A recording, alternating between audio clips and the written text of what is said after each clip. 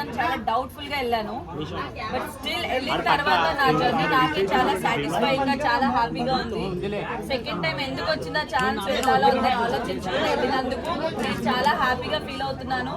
And I'm very proud of my self.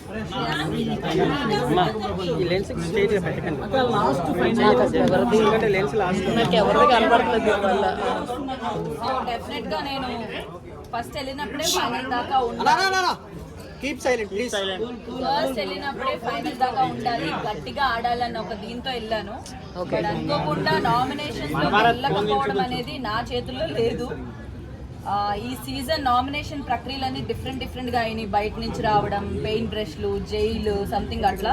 Only once Avinash నన్ను save చేశాడు.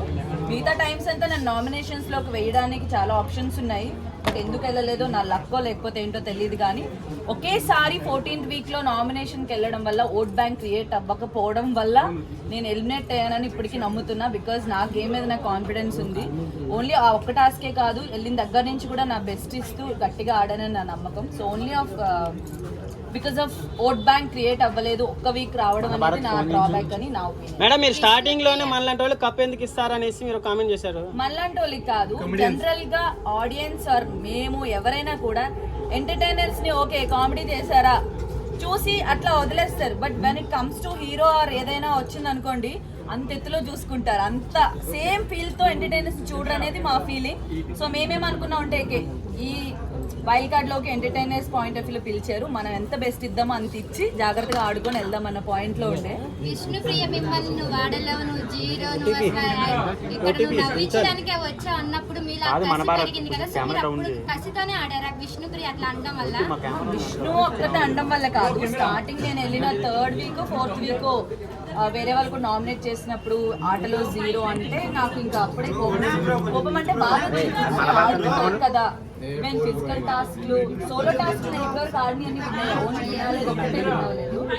So మీరు ఆడలేరు 0 అన్న దానికి నాకు ఎప్పటి నుంచి అలా బిల్డ్ అవుతుంది. ఆడుతున్నా స్టిల్ అంటున్నారు ఏంటి అని చెప్పేసి విష్ణు అన్నదాని కాదు, తను చాలా అనుకున్నా. అవన్నీ గేమ్ వరకు అట్లా వదిలేసి కసిగా ఆడాలనేది అయితే నాకు ఎందుకు 0 అంటున్నారు, నేను ఆడగలను.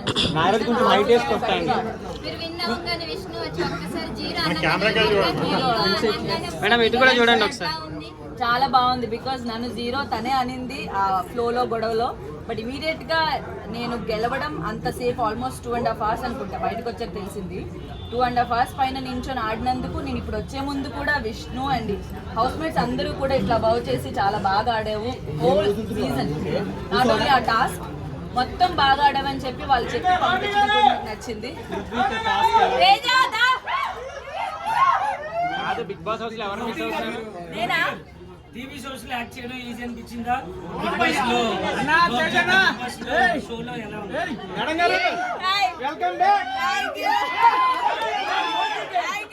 ఏమండి, మా విన్నర్ వచ్చిందండి.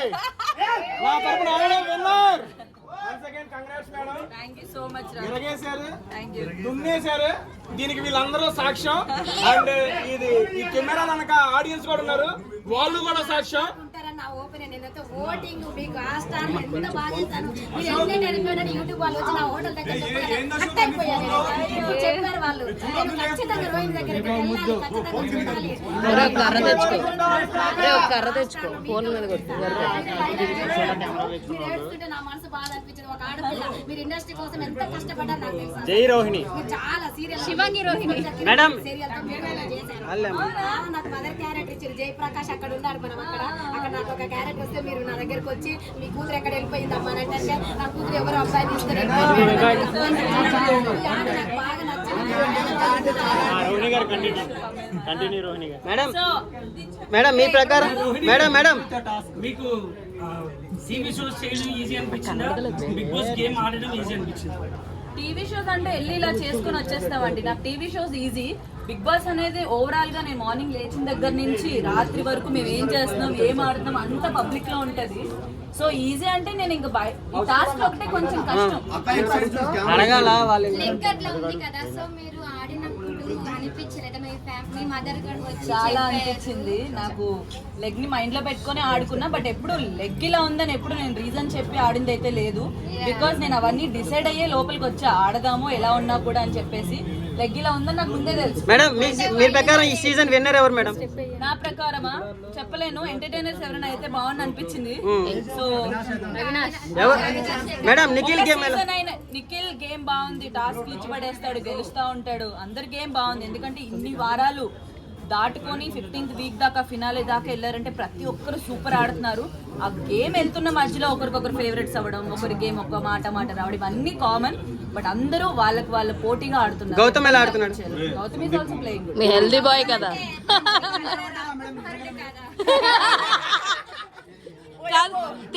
తేజని మామ అని అనిపించారు కదా.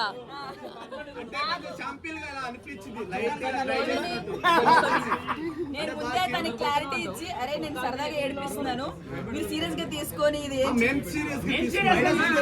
Madam madam madam madam Nikhil first నుంచి ఉన్నారు, గౌతమ్ రీఎంట్రీ అయ్యాడు. సో విన్నర్ నిఖిల్ అవుతాడా గౌతమ్ అవుతాడా? ఆడియన్స్ ఏమో గౌతమ్ గౌతమ్ అంటున్నారు. ఆడియన్స్ ఎవరైతే అంతే అంటారా? మరి ఏముంది మీ పాయింట్ ఆఫ్ వ్యూ ఎవరు చెప్పలేము. ఎందుకంటే ఈ సీజన్ లో ఒక్కొక్కరి గ్రాఫ్ ఒక్కొక్క వీక్ కి మారుతూ ఉంది. సో వాళ్ళిద్దరు విన్నింగ్ రేస్ లో ఉన్నారు ప్రెసెంట్ అయితే. బట్ ఈ వీక్ ఎవరి మైండ్ ఎలా చేంజ్ అయితే ఎవరు విన్ అవుతారని చెప్పలేం. కాబట్టి నాకు ఎవరు గెలిచినా ఓకే అండి, బికాజ్ ఇద్దరు నాకు చుట్టాలు కాదు. నేను గేమ్ ఇంట్లో ఉండి ఆడినప్పుడు మాత్రమే చూస్తా. మీరందరూ బయట ఉండి వాళ్ళు ఎక్కడెక్కడో ఏ కెమెరా దగ్గర ఎవరు ఉన్నారో మీరు చూస్తారు. నేను అందుకన్నా నేను చూసినంత వరకు ఇద్దరు ఎవరు గెలిచినా ఓకే. ప్రేరణ గేమ్ ఎలా ఉందండి? ప్రేరణ గేమ్ ఎలా ఉంది? ప్రేరణ చాలా బాగా ఆడుతుంది, టాస్క్లు ఇవన్నీ ఇచ్చి పడేస్తుంది, అబ్బాయిలతో పోటీగా ఆడుతుంది, చాలా బాగా ఆడుతుంది. కాదు, ఏడిస్తే కూడా క్యూట్ గా ఉంటదని రోహిణిని చూస్తే అర్థమైంది మొన్న అవినాష్ ఇచ్చేసినప్పుడు. అవినాష్ నాకు నేను ఎక్స్పెక్ట్ చేయలేదు. తీసుకోరా ఆడు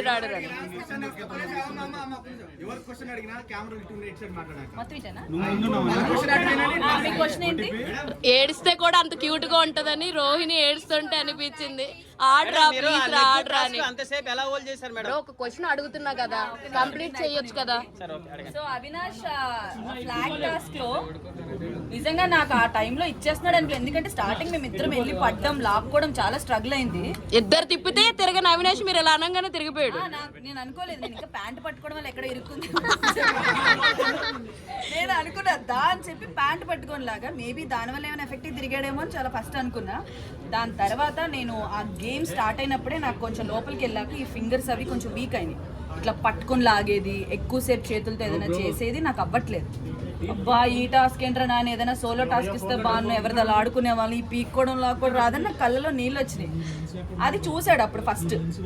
అన్ని రౌండ్లు ఆడాం, ట్రై చేసాం, బాగోకపోయినా అన్ని చేసినా లాస్ట్కి ఇంకా మేమిద్దరం ఉండేసరికి తను ఏమనుకున్నాడో తెలీదు. సడన్ గా తీసుకోవే నీకు చేతులు బాగాలేదు అయినా స్టిల్ ఆడుతున్నావు, ఓట్ ఆఫ్ అపీల్ నీకు ఇంపార్టెంట్, ఫస్ట్ టైం నామినేషన్లోకి వెళ్ళావని చెప్పి అక్కడ ఇచ్చేయడం అనేది నేను అసలు అన్ఎక్స్పెక్టెడ్. అని నాకు ఇంకేడు బాగలే. ఓ మై గాడ్, తను కూడా రేస్లో ఉండి కూడా ఇట్లా నాకు చేతులు బాగాలేదని ఒక రీజన్తో ఇచ్చాడని చెప్పేసి దట్ వాస్ క్యూట్ మూమెంట్. నాకు చాలా బాగా నాకు క్యూట్ గానే అనిపించింది. మేడం నబీల్ గేమ్ ఎలా ఉందండి? నేను జెన్యూన్ ఓల్డ్ వీడియోస్ కోసం హమాకి సబ్స్క్రైబ్ చేసుకోండి ప్లీజ్ సబ్స్క్రైబ్ చేసుకోండి.